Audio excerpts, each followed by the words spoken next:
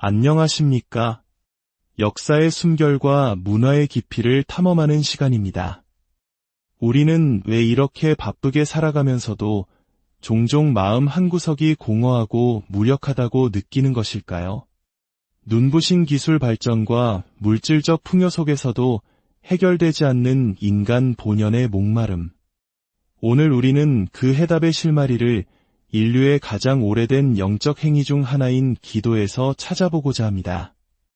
기도는 단순히 종교적 의식을 넘어 인간이 자신보다 더 큰 존재와 연결되고자 했던 간절한 소통의 역사입니다.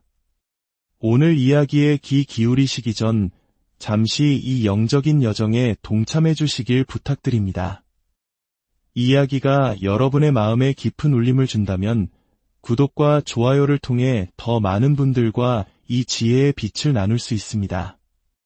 여러분의 이 작은 나눔의 손길 위에 보이지 않는 크고 깊은 은총이 함께 하시기를 진심으로 기도합니다. 오늘의 주제는 기도를 멈추면 위험한가입니다.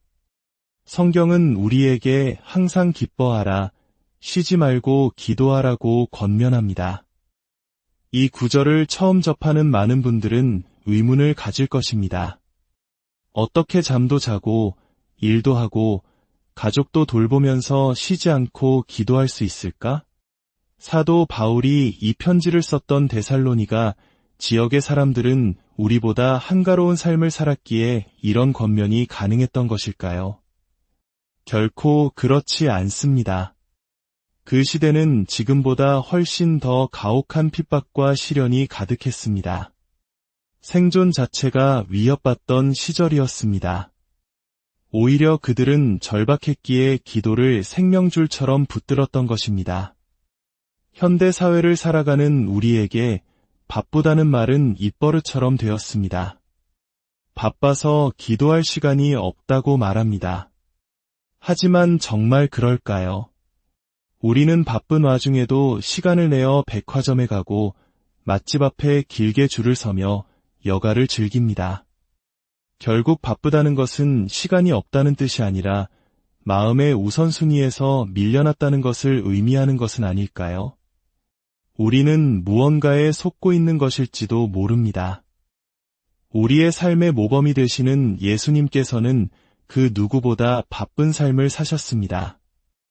히브리서 5장 7절은 예수님께서 겟세마네 동산에서 얼마나 처절하게 기도하셨는지를 증언합니다. 그는 육체에 계실 때에 자기를 죽음에서 능히 구원하실 이에게 심한 통곡과 눈물로 간구와 소원을 올렸고 그의 경건하심으로 말미암아 들으심을 얻었느니라.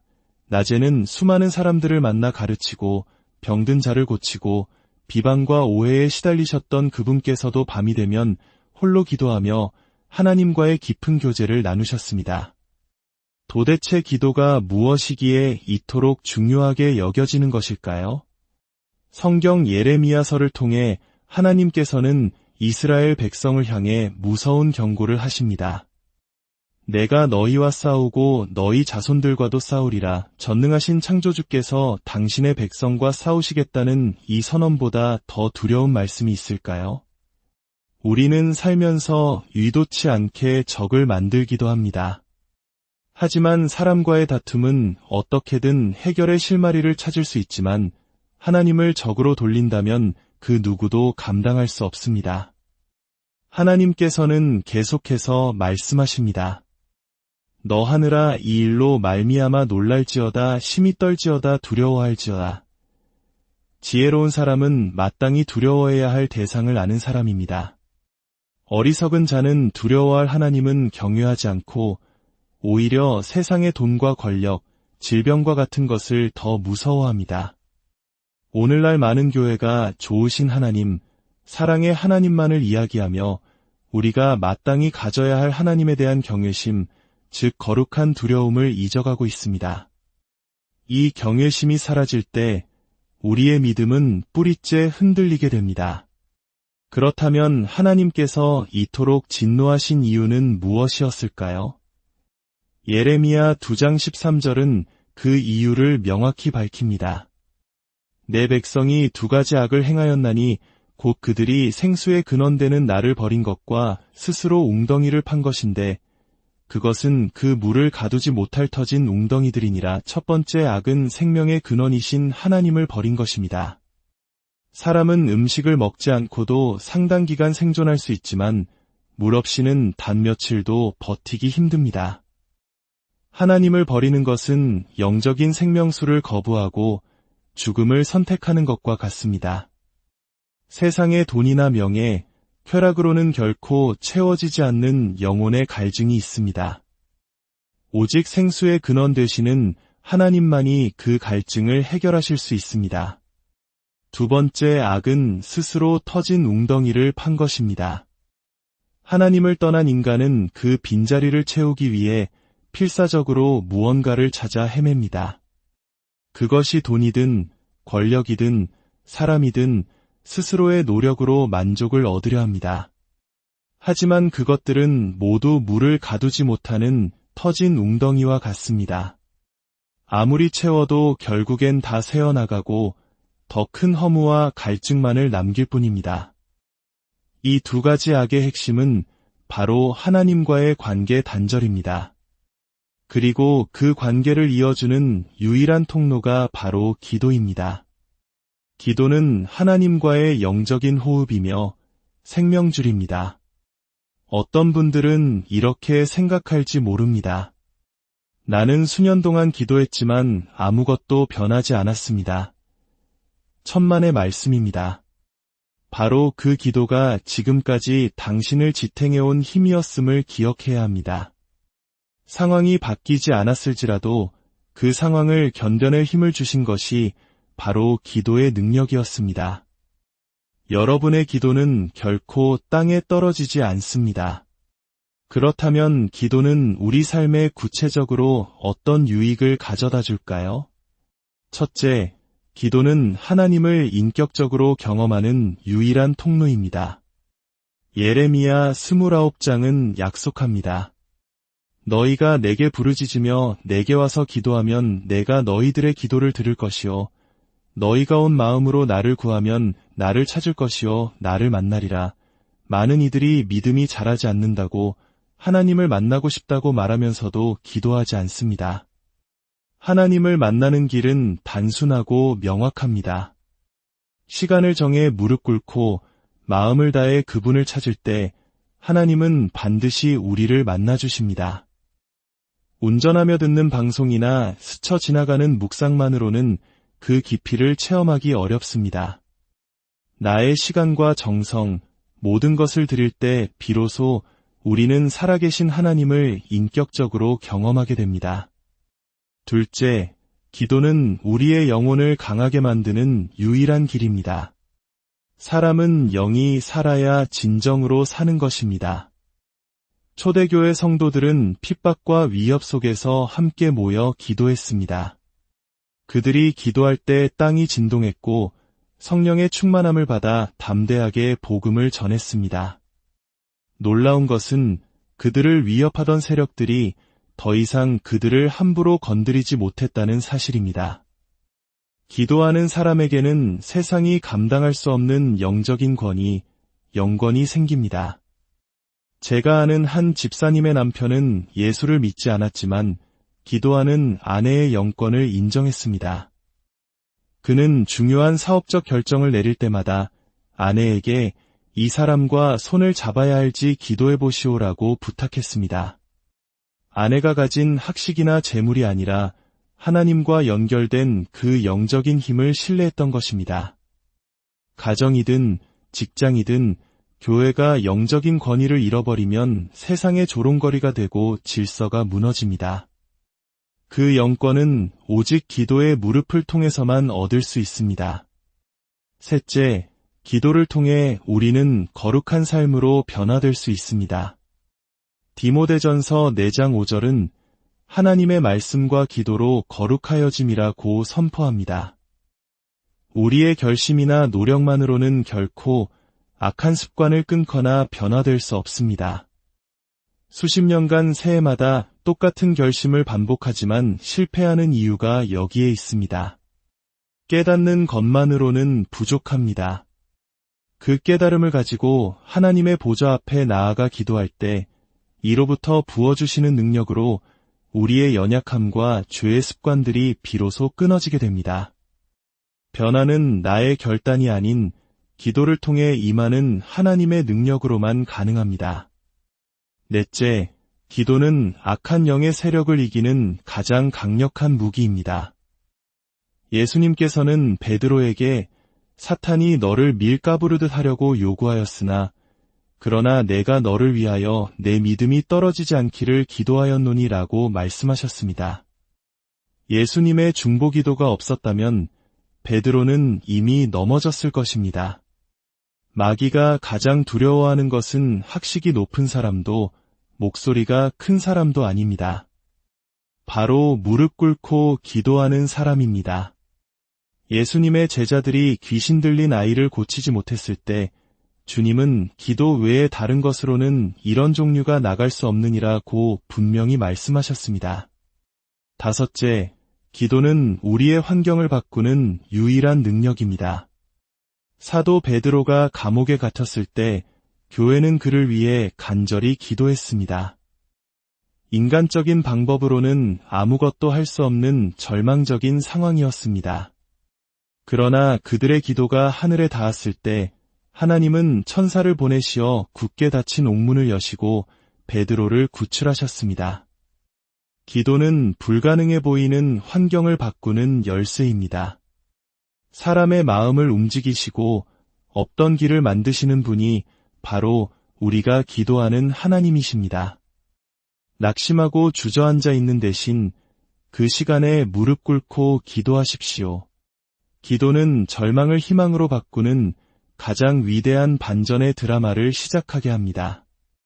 기도를 멈추면 이 모든 능력을 잃어버리게 됩니다. 기도를 쉴 때 우리의 영은 분별력을 잃고 영적인 깊은 잠에 빠져듭니다. 지금이 위기인지 기회인지 무엇을 해야 할 때인지 분별하지 못하게 됩니다. 모든 것이 평안하고 형통할 때 우리는 하나님을 찾지 않습니다. 그러나 영적으로 보면 그때가 가장 큰 위기의 순간일 수 있습니다. 반대로 사방이 막힌 것 같은 고난의 때가 실은 하나님을 가장 깊이 만날 수 있는 절호의 기회일 수 있습니다. 기도를 쉴 때 우리는 이 모든 것을 분별할 영적 감각을 잃어버리고 마는 것입니다. 또한 기도가 식으면 우리의 내면이 거칠어집니다. 은혜가 사라진 자리에 혈기가 들어섭니다. 가정과 교회 안에 불평과 다툼이 많아지는 것은 기도의 불이 꺼져가고 있다는 가장 명백한 증거입니다. 사랑하는 여러분, 여러분의 기도의 골방은 어디에 있습니까? 골방은 단순히 물리적인 장소를 의미하지 않습니다. 세상의 소음으로부터 벗어나 오직 하나님과 단둘이 만나는 거룩한 시간과 공간을 의미합니다. 그 골방을 잃어버릴 때 우리는 염려와 두려움에 사로잡히고 거칠어지며 잘못된 판단을 내리게 됩니다. 예수님 시대의 개혁가 마르틴 루터는 나는 할 일이 너무 많기 때문에 하루에 3시간씩 기도한다고 말했습니다. 우리는 바쁘기 때문에 기도하지 못하는 것이 아니라 바쁘기 때문에 더욱 기도해야 합니다. 기도는 우리 삶의 엔진에 연료를 채우는 것과 같습니다. 갈 길이 멀고 험할수록 더 많은 연료가 필요하듯 인생이 고되고 힘들수록 우리에게는 더 깊은 기도가 필요합니다. 19세기 중국 선교의 아버지 허드슨 테일러의 일화는 우리에게 깊은 교훈을 줍니다. 그가 탄 배가 바람이 그쳐 암초를 향해 떠내려가고 있었습니다. 모든 것을 포기한 선장에게 그는 말했습니다. 선장님, 우리에게는 아직 해야 할 일이 남아 있습니다. 바로 기도하는 일입니다. 그와 동료들이 간절히 기도했을 때 거짓말처럼 바람이 불어와 배는 위기를 벗어날 수 있었습니다. 그 하나님이 바로 오늘 우리의 하나님이십니다. 교회의 본질은 기도하는 집입니다. 다른 어떤 프로그램이나 행사보다 우선되어야 할 것이 바로 기도입니다. 기도가 빠진 봉사와 섬김은 결국 지치고 상처만을 남기게 될 것입니다. 흐르는 강물을 거슬러 올라가는 물고기를 본 적이 있으십니까? 가만히 있는 것처럼 보이지만 물고기는 그 자리를 지키기 위해 끊임없이 꼬리를 치고 있습니다. 잠시라도 멈추면 물살에 휩쓸려 떠내려가고 맙니다. 우리의 영적인 삶도 마찬가지입니다. 현상 유지는 곧 퇴보를 의미합니다. 세상이라는 것엔 물살 속에서 떠내려가지 않기 위해 우리는 더욱 힘써 기도하며 나아가야 합니다. 이 시간 잠자고 있는 여러분의 기도 영성을 깨우시길 바랍니다. 목마른 사슴이 시냇물을 찾듯 간절함으로 주님을 찾으십시오. 여러분의 삶에 기도의 불꽃이 다시 타오를 때 세상이 줄 수 없는 평안과 능력이 여러분의 삶을 가득 채울 것입니다. 이 방송을 듣는 모든 분들의 가정과 일터, 그리고 심령 깊은 곳에 기도를 통해 주시는 하나님의 놀라운 은혜와 축복이 강물처럼 흐르기를 주님의 평강인을 함께 하시기를. 안녕하십니까? 역사의 숨결과 문화의 깊이를 탐험하는 시간입니다. 우리는 왜 이렇게 바쁘게 살아가면서도 종종 마음 한구석이 공허하고 무력하다고 느끼는 것일까요? 눈부신 기술 발전과 물질적 풍요 속에서도 해결되지 않는 인간 본연의 목마름. 오늘 우리는 그 해답의 실마리를 인류의 가장 오래된 영적 행위 중 하나인 기도에서 찾아보고자 합니다. 기도는 단순히 종교적 의식을 넘어 인간이 자신보다 더 큰 존재와 연결되고자 했던 간절한 소통의 역사입니다. 오늘 이야기에 귀 기울이시기 전 잠시 이 영적인 여정에 동참해 주시길 부탁드립니다. 이 이야기가 여러분의 마음에 깊은 울림을 준다면 구독과 좋아요를 통해 더 많은 분들과 이 지혜의 빛을 나눌 수 있습니다. 여러분의 이 작은 나눔의 손길 위에 보이지 않는 크고 깊은 은총이 함께 하시기를 진심으로 기도합니다. 오늘의 주제는 기도를 멈추면 위험한가입니다. 성경은 우리에게 항상 기뻐하라, 쉬지 말고 기도하라고 권면합니다. 이 구절을 처음 접하는 많은 분들은 의문을 가질 것입니다. 어떻게 잠도 자고 일도 하고 가족도 돌보면서 쉬지 않고 기도할 수 있을까? 사도 바울이 이 편지를 썼던 데살로니가 지역의 사람들은 우리보다 한가로운 삶을 살았기에 이런 권면이 가능했던 것일까요? 결코 그렇지 않습니다. 그 시대는 지금보다 훨씬 더 가혹한 핍박과 시련이 가득했습니다. 생존 자체가 위협받던 시절이었습니다. 오히려 그들은 절박했기에 기도를 생명줄처럼 붙들었던 것입니다. 현대 사회를 살아가는 우리에게 바쁘다는 말은 입버릇처럼 되었습니다. 바빠서 기도할 시간이 없다고 말합니다. 하지만 정말 그럴까요? 우리는 바쁜 와중에도 시간을 내어 백화점에 가고 맛집 앞에 길게 줄을 서며 여가를 즐깁니다. 결국 바쁘다는 것은 시간이 없다는 뜻이 아니라 마음의 우선순위에서 밀려났다는 것을 의미하는 것은 아닐까요?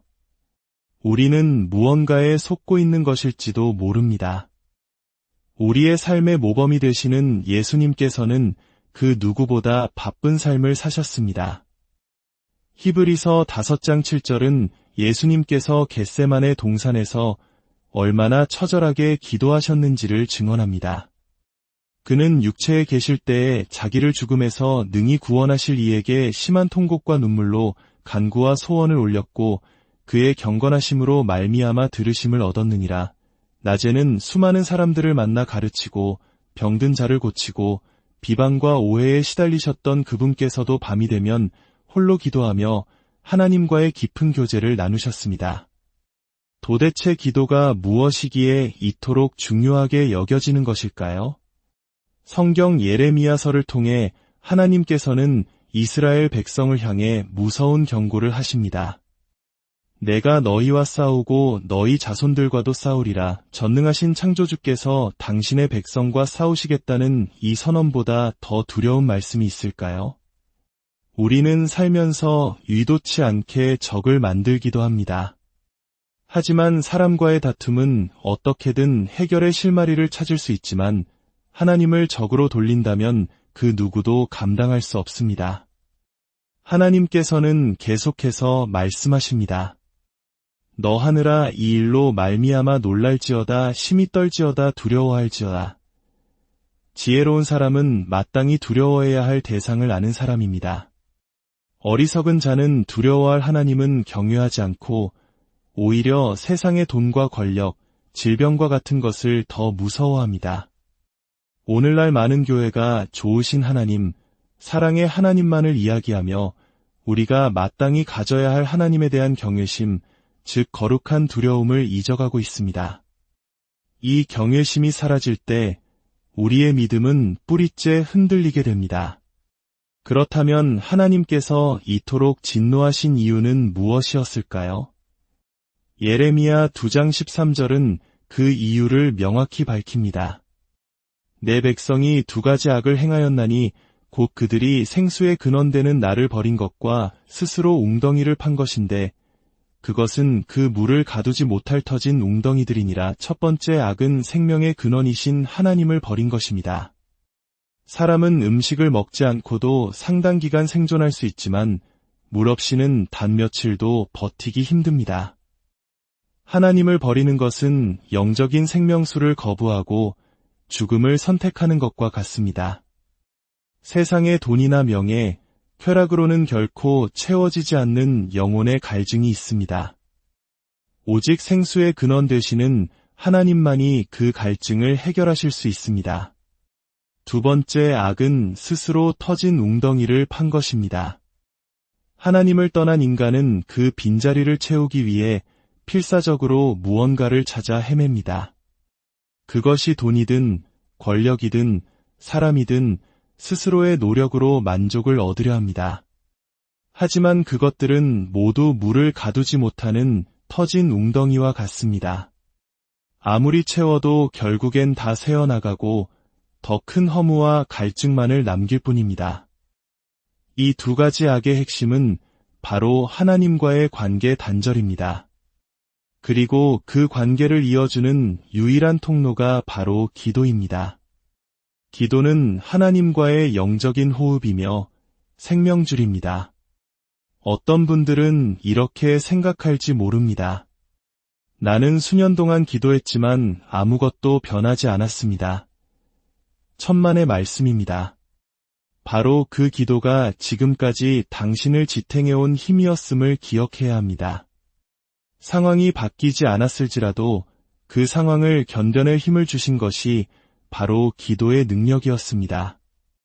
여러분의 기도는 결코 땅에 떨어지지 않습니다. 그렇다면 기도는 우리 삶에 구체적으로 어떤 유익을 가져다 줄까요? 첫째, 기도는 하나님을 인격적으로 경험하는 유일한 통로입니다. 예레미야 29장은 약속합니다. 너희가 내게 부르짖으며 내게 와서 기도하면 내가 너희들의 기도를 들을 것이요 너희가 온 마음으로 나를 구하면 나를 찾을 것이요 나를 만나리라. 많은 이들이 믿음이 자라지 않는다고 하나님을 만나고 싶다고 말하면서도 기도하지 않습니다. 하나님을 만나는 길은 단순하고 명확합니다. 시간을 정해 무릎 꿇고 마음을 다해 그분을 찾을 때 하나님은 반드시 우리를 만나주십니다. 운전하며 듣는 방송이나 스쳐 지나가는 묵상만으로는 그 깊이를 체험하기 어렵습니다. 나의 시간과 정성, 모든 것을 드릴 때 비로소 우리는 살아계신 하나님을 인격적으로 경험하게 됩니다.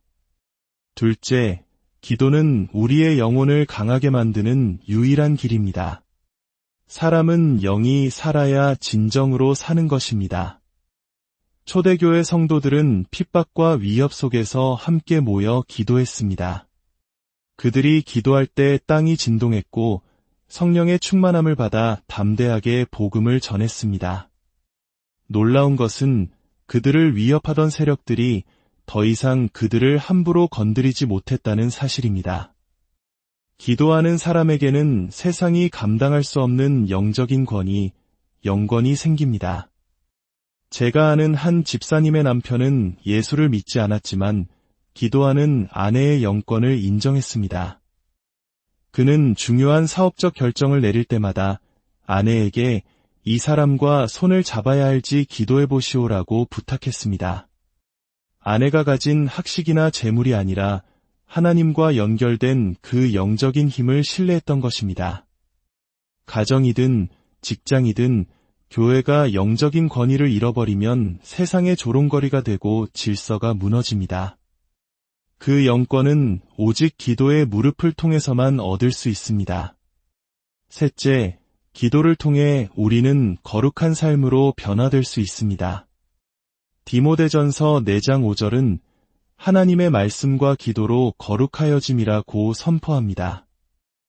우리의 결심이나 노력만으로는 결코 악한 습관을 끊거나 변화될 수 없습니다. 수십 년간 새해마다 똑같은 결심을 반복하지만 실패하는 이유가 여기에 있습니다. 깨닫는 것만으로는 부족합니다. 그 깨달음을 가지고 하나님의 보좌 앞에 나아가 기도할 때 이로부터 부어주시는 능력으로 우리의 연약함과 죄의 습관들이 비로소 끊어지게 됩니다. 변화는 나의 결단이 아닌 기도를 통해 임하는 하나님의 능력으로만 가능합니다. 넷째, 기도는 악한 영의 세력을 이기는 가장 강력한 무기입니다. 예수님께서는 베드로에게 사탄이 너를 밀가부르듯 하려고 요구하였으나 그러나 내가 너를 위하여 내 믿음이 떨어지지 않기를 기도하였노니라고 말씀하셨습니다. 예수님의 중보기도가 없었다면 베드로는 이미 넘어졌을 것입니다. 마귀가 가장 두려워하는 것은 학식이 높은 사람도 목소리가 큰 사람도 아닙니다. 바로 무릎 꿇고 기도하는 사람입니다. 예수님의 제자들이 귀신 들린 아이를 고치지 못했을 때 주님은 기도 외에 다른 것으로는 이런 종류가 나갈 수 없느니라고 분명히 말씀하셨습니다. 다섯째, 기도는 우리의 환경을 바꾸는 유일한 능력입니다. 사도 베드로가 감옥에 갇혔을 때 교회는 그를 위해 간절히 기도했습니다. 인간적인 방법으로는 아무것도 할 수 없는 절망적인 상황이었습니다. 그러나 그들의 기도가 하늘에 닿았을 때 하나님은 천사를 보내시어 굳게 닫힌 옥문을 여시고 베드로를 구출하셨습니다. 기도는 불가능해 보이는 환경을 바꾸는 열쇠입니다. 사람의 마음을 움직이시고 없던 길을 만드시는 분이 바로 우리가 기도하는 하나님이십니다. 낙심하고 주저앉아 있는 대신 그 시간에 무릎 꿇고 기도하십시오. 기도는 절망을 희망으로 바꾸는 가장 위대한 반전의 드라마를 시작하게 합니다. 기도를 멈추면 이 모든 능력을 잃어버리게 됩니다. 기도를 쉴 때 우리의 영은 분별력을 잃고 영적인 깊은 잠에 빠져듭니다. 지금이 위기인지 기회인지 무엇을 해야 할 때인지 분별하지 못하게 됩니다. 모든 것이 평안하고 형통할 때 우리는 하나님을 찾지 않습니다. 그러나 영적으로 보면 그때가 가장 큰 위기의 순간일 수 있습니다. 반대로 사방이 막힌 것 같은 고난의 때가 실은 하나님을 가장 깊이 만날 수 있는 절호의 기회일 수 있습니다. 기도를 쉴 때 우리는 이 모든 것을 분별할 영적 감각을 잃어버리고 마는 것입니다. 또한 기도가 식으면 우리의 내면이 거칠어집니다. 은혜가 사라진 자리에 혈기가 들어섭니다. 가정과 교회 안에 불평과 다툼이 많아지는 것은 기도의 불이 꺼져가고 있다는 가장 명백한 증거입니다. 사랑하는 여러분, 여러분의 기도의 골방은 어디에 있습니까? 골방은 단순히 물리적인 장소를 의미하지 않습니다.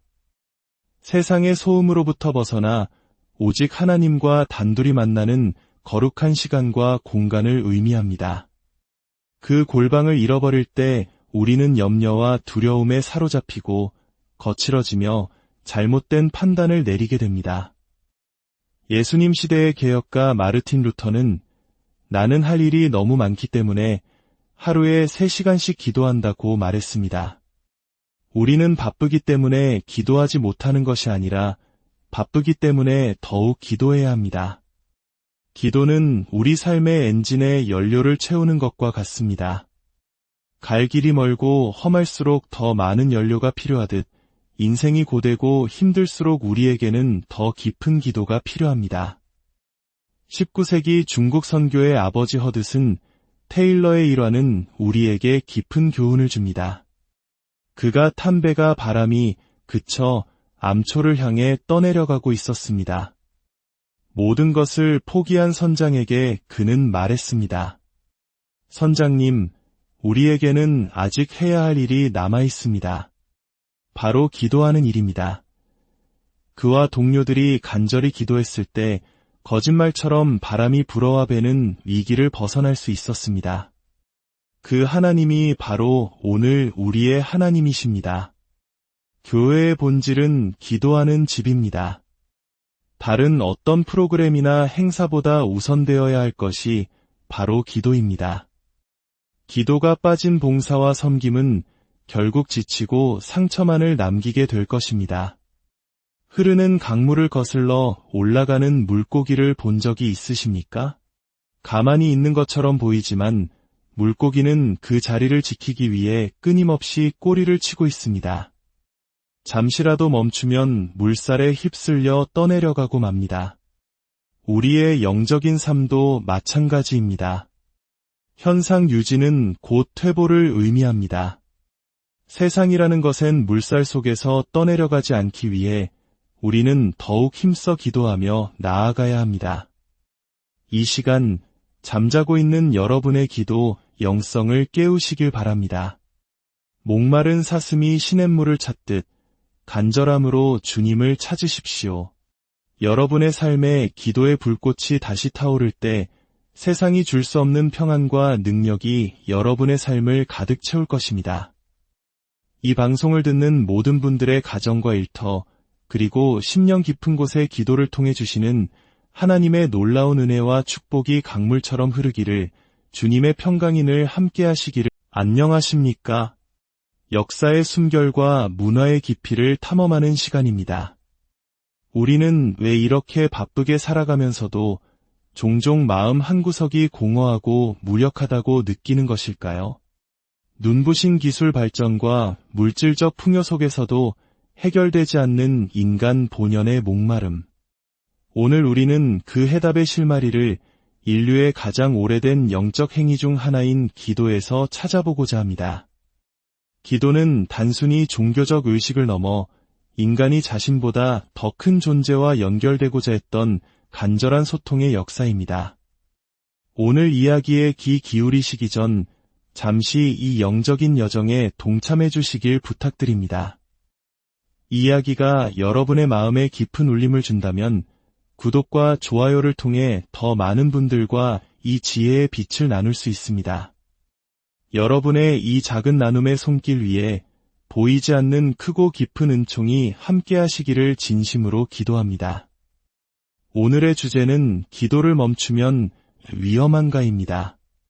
성경은 우리에게 항상 기뻐하라, 쉬지 말고 기도하라고 권면합니다. 이 구절을 처음 접하는 많은 분들은 의문을 가질 것입니다. 어떻게 잠도 자고 일도 하고 가족도 돌보면서 쉬지 않고 기도할 수 있을까? 사도 바울이 이 편지를 썼던 데살로니가 지역의 사람들은 우리보다 한가로운 삶을 살았기에 이런 권면이 가능했던 것일까요? 결코 그렇지 않습니다. 그 시대는 지금보다 훨씬 더 가혹한 핍박과 시련이 가득했습니다. 생존 자체가 위협받던 시절이었습니다. 오히려 그들은 절박했기에 기도를 생명줄처럼 붙들었던 것입니다. 현대 사회를 살아가는 우리에게 바쁘다는 말은 입버릇처럼 되었습니다. 바빠서 기도할 시간이 없다고 말합니다. 하지만 정말 그럴까요? 우리는 바쁜 와중에도 시간을 내어 백화점에 가고 맛집 앞에 길게 줄을 서며 여가를 즐깁니다. 결국 바쁘다는 것은 시간이 없다는 뜻이 아니라 마음의 우선순위에서 밀려났다는 것을 의미하는 것은 아닐까요? 우리는 무언가에 속고 있는 것일지도 모릅니다. 우리의 삶의 모범이 되시는 예수님께서는 그 누구보다 바쁜 삶을 사셨습니다. 히브리서 5장 7절은 예수님께서 겟세마네 동산에서 얼마나 처절하게 기도하셨는지를 증언합니다. 그는 육체에 계실 때에 자기를 죽음에서 능히 구원하실 이에게 심한 통곡과 눈물로 간구와 소원을 올렸고 그의 경건하심으로 말미암아 들으심을 얻었느니라. 낮에는 수많은 사람들을 만나 가르치고 병든 자를 고치고 비방과 오해에 시달리셨던 그분께서도 밤이 되면 홀로 기도하며 하나님과의 깊은 교제를 나누셨습니다. 도대체 기도가 무엇이기에 이토록 중요하게 여겨지는 것일까요? 성경 예레미야서를 통해 하나님께서는 이스라엘 백성을 향해 무서운 경고를 하십니다. 내가 너희와 싸우고 너희 자손들과도 싸우리라. 전능하신 창조주께서 당신의 백성과 싸우시겠다는 이 선언보다 더 두려운 말씀이 있을까요? 우리는 살면서 의도치 않게 적을 만들기도 합니다. 하지만 사람과의 다툼은 어떻게든 해결의 실마리를 찾을 수 있지만 하나님을 적으로 돌린다면 그 누구도 감당할 수 없습니다. 하나님께서는 계속해서 말씀하십니다. 너 하늘아 이 일로 말미암아 놀랄지어다 심히 떨지어다 두려워할지어다. 지혜로운 사람은 마땅히 두려워해야 할 대상을 아는 사람입니다. 어리석은 자는 두려워할 하나님은 경외하지 않고 오히려 세상의 돈과 권력, 질병과 같은 것을 더 무서워합니다. 오늘날 많은 교회가 좋으신 하나님, 사랑의 하나님만을 이야기하며 우리가 마땅히 가져야 할 하나님에 대한 경외심, 즉 거룩한 두려움을 잊어가고 있습니다. 이 경외심이 사라질 때 우리의 믿음은 뿌리째 흔들리게 됩니다. 그렇다면 하나님께서 이토록 진노하신 이유는 무엇이었을까요? 예레미야 2장 13절은 그 이유를 명확히 밝힙니다. 내 백성이 2가지 악을 행하였나니 곧 그들이 생수의 근원되는 나를 버린 것과 스스로 웅덩이를 판 것인데 그것은 그 물을 가두지 못할 터진 웅덩이들이니라. 첫 번째 악은 생명의 근원이신 하나님을 버린 것입니다. 사람은 음식을 먹지 않고도 상당 기간 생존할 수 있지만 물 없이는 단 며칠도 버티기 힘듭니다. 하나님을 버리는 것은 영적인 생명수를 거부하고 죽음을 선택하는 것과 같습니다. 세상의 돈이나 명예, 쾌락으로는 결코 채워지지 않는 영혼의 갈증이 있습니다. 오직 생수의 근원 되시는 하나님만이 그 갈증을 해결하실 수 있습니다. 2번째 악은 스스로 터진 웅덩이를 판 것입니다.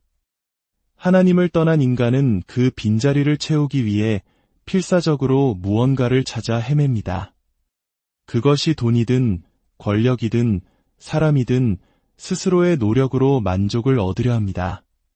하지만 그것들은 모두 물을 가두지 못하는 터진 웅덩이와 같습니다. 아무리 채워도 결국엔 다 새어나가고 더 큰 허무와 갈증만을 남길 뿐입니다. 이 2가지 악의 핵심은 바로 하나님과의 관계 단절입니다.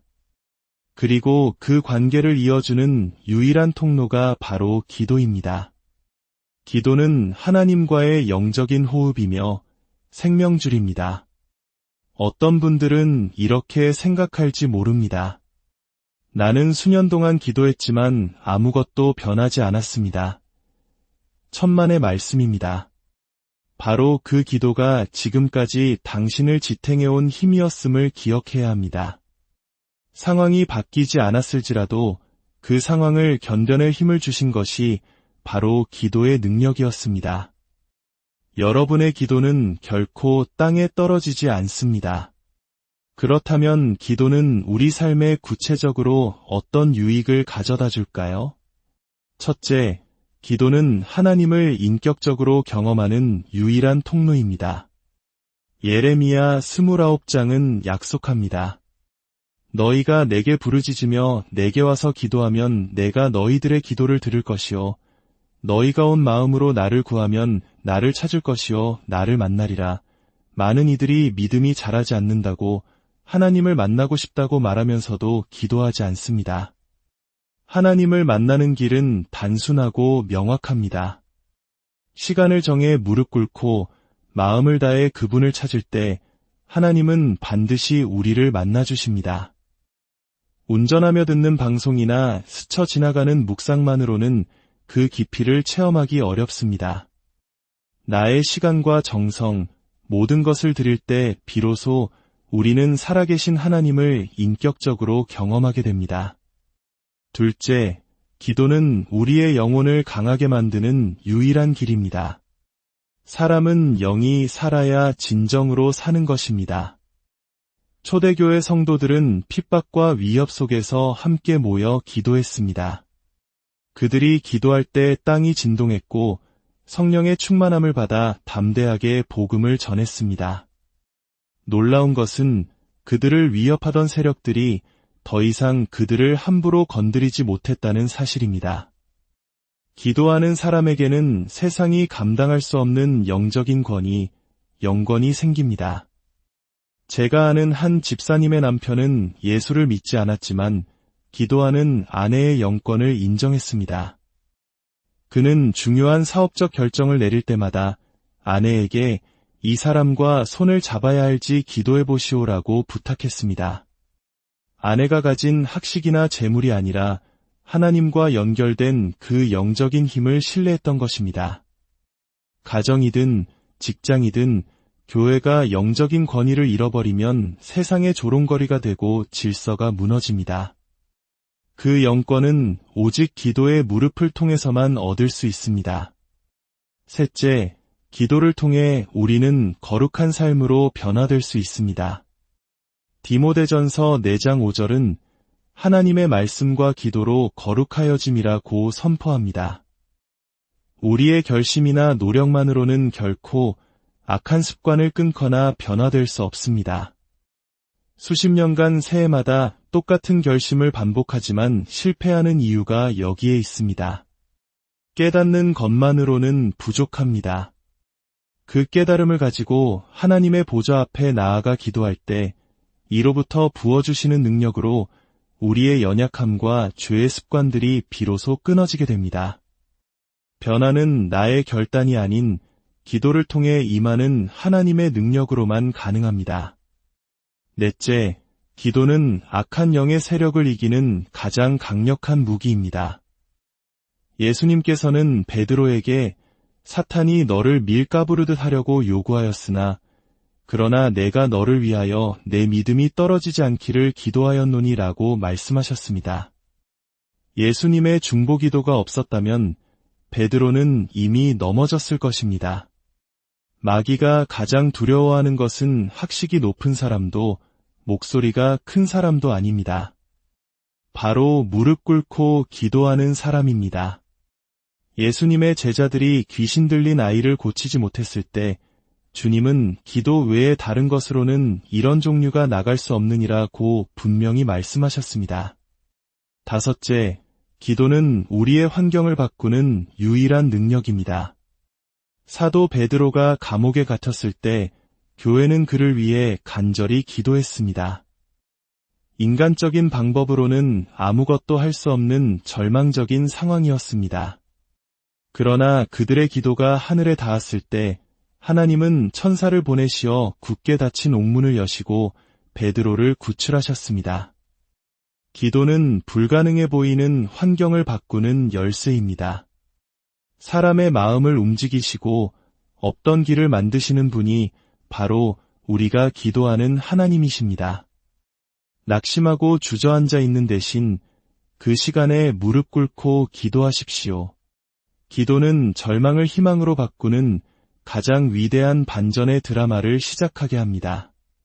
기도를 멈추면 이 모든 능력을 잃어버리게 됩니다.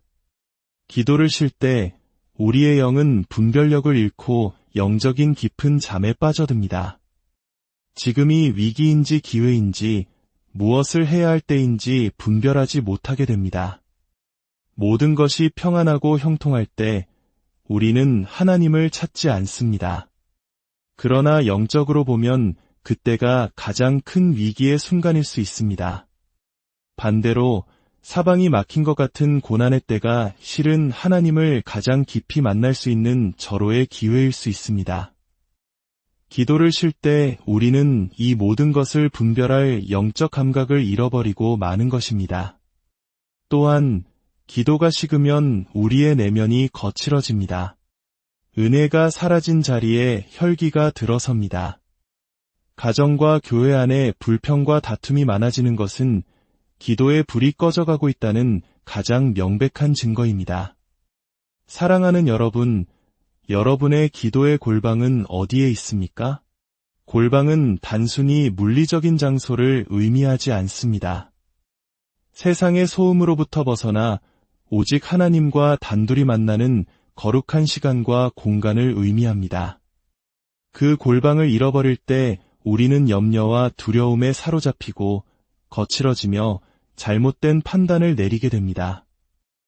예수님 시대의 개혁가 마르틴 루터는 나는 할 일이 너무 많기 때문에 하루에 3시간씩 기도한다고 말했습니다. 우리는 바쁘기 때문에 기도하지 못하는 것이 아니라 바쁘기 때문에 더욱 기도해야 합니다. 기도는 우리 삶의 엔진에 연료를 채우는 것과 같습니다. 갈 길이 멀고 험할수록 더 많은 연료가 필요하듯 인생이 고되고 힘들수록 우리에게는 더 깊은 기도가 필요합니다. 19세기 중국 선교의 아버지 허드슨 테일러의 일화는 우리에게 깊은 교훈을 줍니다. 그가 탄 배가 바람이 그쳐 암초를 향해 떠내려가고 있었습니다. 모든 것을 포기한 선장에게 그는 말했습니다. 선장님, 우리에게는 아직 해야 할 일이 남아 있습니다. 바로 기도하는 일입니다. 그와 동료들이 간절히 기도했을 때 거짓말처럼 바람이 불어와 배는 위기를 벗어날 수 있었습니다. 그 하나님이 바로 오늘 우리의 하나님이십니다. 교회의 본질은 기도하는 집입니다. 다른 어떤 프로그램이나 행사보다 우선되어야 할 것이 바로 기도입니다. 기도가 빠진 봉사와 섬김은 결국 지치고 상처만을 남기게 될 것입니다. 흐르는 강물을 거슬러 올라가는 물고기를 본 적이 있으십니까? 가만히 있는 것처럼 보이지만 물고기는 그 자리를 지키기 위해 끊임없이 꼬리를 치고 있습니다. 잠시라도 멈추면 물살에 휩쓸려 떠내려가고 맙니다. 우리의 영적인 삶도 마찬가지입니다. 현상 유지는 곧 퇴보를 의미합니다. 세상이라는 것엔 물살 속에서 떠내려가지 않기 위해 우리는 더욱 힘써 기도하며 나아가야 합니다. 이 시간 잠자고 있는 여러분의 기도 영성을 깨우시길 바랍니다. 목마른 사슴이 시냇물을 찾듯 간절함으로 주님을 찾으십시오. 여러분의 삶에 기도의 불꽃이 다시 타오를 때 세상이 줄 수 없는 평안과 능력이 여러분의 삶을 가득 채울 것입니다. 이 방송을 듣는 모든 분들의 가정과 일터, 그리고 심령 깊은 곳에 기도를 통해 주시는 하나님의 놀라운 은혜와 축복이 강물처럼 흐르기를 주님의 평강인을 함께 하시기를. 안녕하십니까? 역사의 숨결과 문화의 깊이를 탐험하는 시간입니다. 우리는 왜 이렇게 바쁘게 살아가면서도 종종 마음 한구석이 공허하고 무력하다고 느끼는 것일까요? 눈부신 기술 발전과 물질적 풍요 속에서도 해결되지 않는 인간 본연의 목마름. 오늘 우리는 그 해답의 실마리를 인류의 가장 오래된 영적 행위 중 하나인 기도에서 찾아보고자 합니다. 기도는 단순히 종교적 의식을 넘어 인간이 자신보다 더 큰 존재와 연결되고자 했던 간절한 소통의 역사입니다. 오늘 이야기에 귀 기울이시기 전 잠시 이 영적인 여정에 동참해 주시길 부탁드립니다. 이 이야기가 여러분의 마음에 깊은 울림을 준다면 구독과 좋아요를 통해 더 많은 분들과 이 지혜의 빛을 나눌 수 있습니다. 여러분의 이 작은 나눔의 손길 위에 보이지 않는 크고 깊은 은총이 함께 하시기를 진심으로 기도합니다. 오늘의 주제는 기도를 멈추면 위험한가입니다. 성경은 우리에게 항상 기뻐하라, 쉬지 말고 기도하라고 권면합니다. 이 구절을 처음 접하는 많은 분들은 의문을 가질 것입니다. 어떻게 잠도 자고 일도 하고 가족도 돌보면서 쉬지 않고 기도할 수 있을까? 사도 바울이 이 편지를 썼던 데살로니가 지역의 사람들은 우리보다 한가로운 삶을 살았기에 이런 권면이 가능했던 것일까요? 결코 그렇지 않습니다. 그 시대는 지금보다 훨씬 더 가혹한 핍박과 시련이 가득했습니다. 생존 자체가 위협받던 시절이었습니다. 오히려 그들은 절박했기에 기도를 생명줄처럼 붙들었던 것입니다. 현대 사회를 살아가는 우리에게 바쁘다는 말은 입버릇처럼 되었습니다. 바빠서 기도할 시간이 없다고 말합니다. 하지만 정말 그럴까요? 우리는 바쁜 와중에도 시간을 내어 백화점에 가고 맛집 앞에 길게 줄을 서며 여가를 즐깁니다. 결국 바쁘다는 것은 시간이 없다는 뜻이 아니라 마음의 우선순위에서 밀려났다는 것을 의미하는 것은 아닐까요? 우리는 무언가에 속고 있는 것일지도 모릅니다. 우리의 삶의 모범이 되시는 예수님께서는 그 누구보다 바쁜 삶을 사셨습니다. 히브리서 5장 7절은 예수님께서 겟세마네 동산에서 얼마나 처절하게 기도하셨는지를 증언합니다. 그는 육체에 계실 때에 자기를 죽음에서 능히 구원하실 이에게 심한 통곡과 눈물로 간구와 소원을 올렸고 그의 경건하심으로 말미암아 들으심을 얻었느니라. 낮에는 수많은 사람들을 만나 가르치고 병든 자를 고치고 비방과 오해에 시달리셨던 그분께서도 밤이 되면 홀로 기도하며 하나님과의 깊은 교제를 나누셨습니다. 도대체 기도가 무엇이기에 이토록 중요하게 여겨지는 것일까요? 성경 예레미야서를 통해 하나님께서는 이스라엘 백성을 향해 무서운 경고를 하십니다. 내가 너희와 싸우고 너희 자손들과도 싸우리라. 전능하신 창조주께서 당신의 백성과 싸우시겠다는 이 선언보다 더 두려운 말씀이 있을까요? 우리는 살면서 의도치 않게 적을 만들기도 합니다. 하지만 사람과의 다툼은 어떻게든 해결의 실마리를 찾을 수 있지만 하나님을 적으로 돌린다면 그 누구도 감당할 수 없습니다. 하나님께서는 계속해서 말씀하십니다. 너 하느라 이 일로 말미암아 놀랄지어다 심히 떨지어다 두려워할지어다. 지혜로운 사람은 마땅히 두려워해야 할 대상을 아는 사람입니다. 어리석은 자는 두려워할 하나님은 경외하지 않고 오히려 세상의 돈과 권력, 질병과 같은 것을 더 무서워합니다.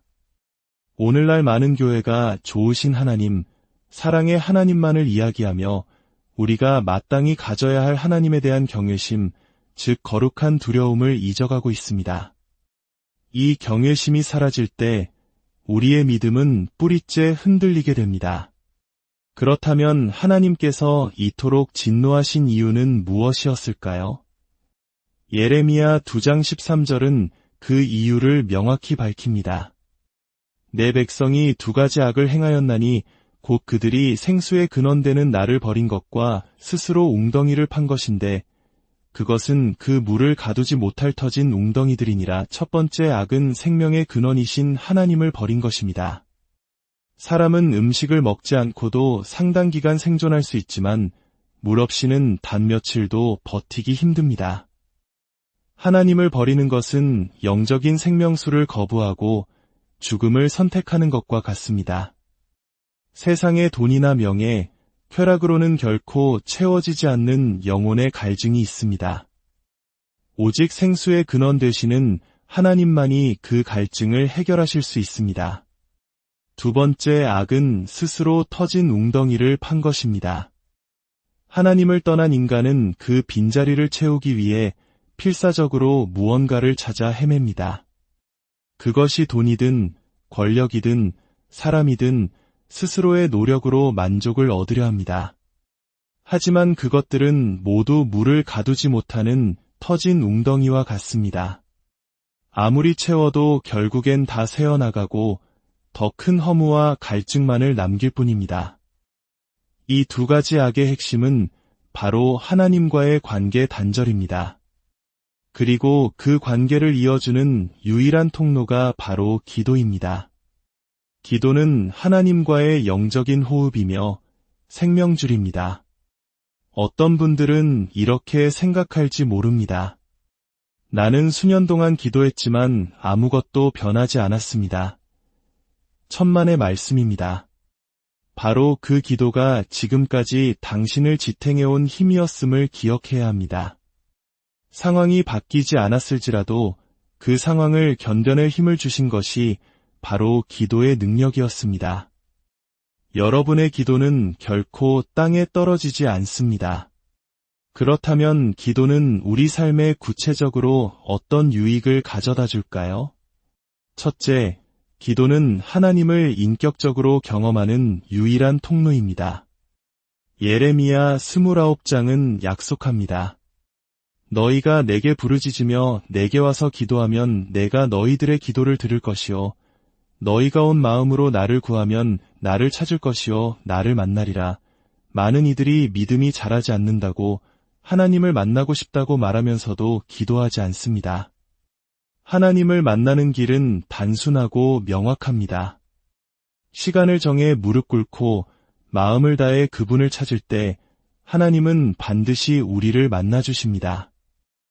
운전하며 듣는 방송이나 스쳐 지나가는 묵상만으로는 그 깊이를 체험하기 어렵습니다. 나의 시간과 정성, 모든 것을 드릴 때 비로소 우리는 살아계신 하나님을 인격적으로 경험하게 됩니다. 둘째, 기도는 우리의 영혼을 강하게 만드는 유일한 길입니다. 사람은 영이 살아야 진정으로 사는 것입니다. 초대교회 성도들은 핍박과 위협 속에서 함께 모여 기도했습니다. 그들이 기도할 때 땅이 진동했고 성령의 충만함을 받아 담대하게 복음을 전했습니다. 놀라운 것은 그들을 위협하던 세력들이 더 이상 그들을 함부로 건드리지 못했다는 사실입니다. 기도하는 사람에게는 세상이 감당할 수 없는 영적인 권위, 영권이 생깁니다. 제가 아는 한 집사님의 남편은 예수를 믿지 않았지만 기도하는 아내의 영권을 인정했습니다. 그는 중요한 사업적 결정을 내릴 때마다 아내에게 이 사람과 손을 잡아야 할지 기도해 보시오라고 부탁했습니다. 아내가 가진 학식이나 재물이 아니라 하나님과 연결된 그 영적인 힘을 신뢰했던 것입니다. 가정이든 직장이든 교회가 영적인 권위를 잃어버리면 세상의 조롱거리가 되고 질서가 무너집니다. 그 영권은 오직 기도의 무릎을 통해서만 얻을 수 있습니다. 셋째, 기도를 통해 우리는 거룩한 삶으로 변화될 수 있습니다. 디모데전서 4장 5절은 하나님의 말씀과 기도로 거룩하여짐이라고 선포합니다. 우리의 결심이나 노력만으로는 결코 악한 습관을 끊거나 변화될 수 없습니다. 수십 년간 새해마다 똑같은 결심을 반복하지만 실패하는 이유가 여기에 있습니다. 깨닫는 것만으로는 부족합니다. 그 깨달음을 가지고 하나님의 보좌 앞에 나아가 기도할 때 이로부터 부어주시는 능력으로 우리의 연약함과 죄의 습관들이 비로소 끊어지게 됩니다. 변화는 나의 결단이 아닌 기도를 통해 임하는 하나님의 능력으로만 가능합니다. 넷째, 기도는 악한 영의 세력을 이기는 가장 강력한 무기입니다. 예수님께서는 베드로에게 사탄이 너를 밀가부르듯 하려고 요구하였으나 그러나 내가 너를 위하여 내 믿음이 떨어지지 않기를 기도하였노니라고 말씀하셨습니다. 예수님의 중보기도가 없었다면 베드로는 이미 넘어졌을 것입니다. 마귀가 가장 두려워하는 것은 학식이 높은 사람도 목소리가 큰 사람도 아닙니다. 바로 무릎 꿇고 기도하는 사람입니다. 예수님의 제자들이 귀신 들린 아이를 고치지 못했을 때 주님은 기도 외에 다른 것으로는 이런 종류가 나갈 수 없느니라고 분명히 말씀하셨습니다. 다섯째, 기도는 우리의 환경을 바꾸는 유일한 능력입니다. 사도 베드로가 감옥에 갇혔을 때 교회는 그를 위해 간절히 기도했습니다. 인간적인 방법으로는 아무것도 할 수 없는 절망적인 상황이었습니다. 그러나 그들의 기도가 하늘에 닿았을